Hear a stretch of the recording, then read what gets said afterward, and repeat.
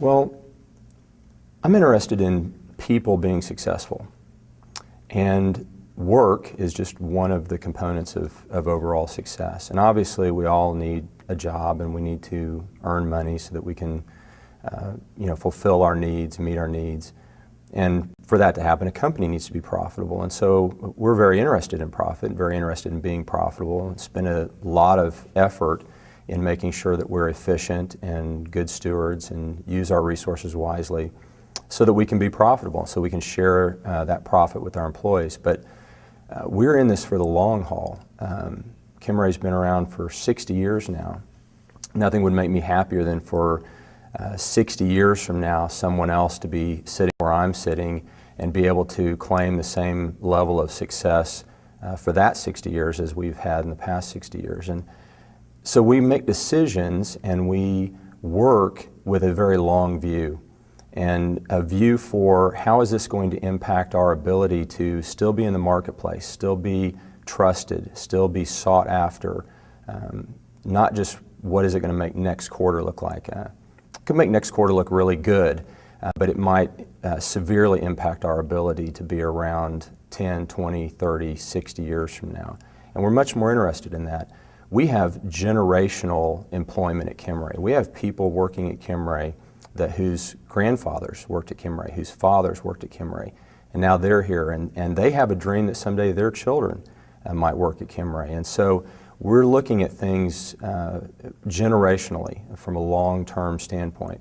And surprisingly enough, or maybe it's not surprising, I don't think it should be, that translates into overall success financially also.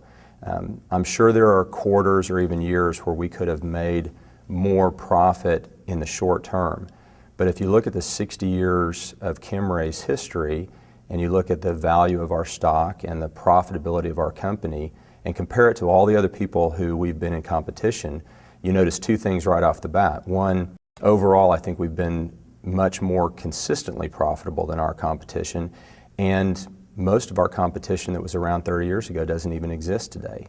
We're dealing with new companies and startups, and if we last another 30 years, I'm sure it'll be a completely different range of people.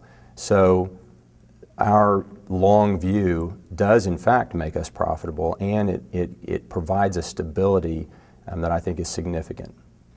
I believe that if you care for your people and you care for your customers and you take care of the community that you're a part of, it will ultimately impact your bottom line positively.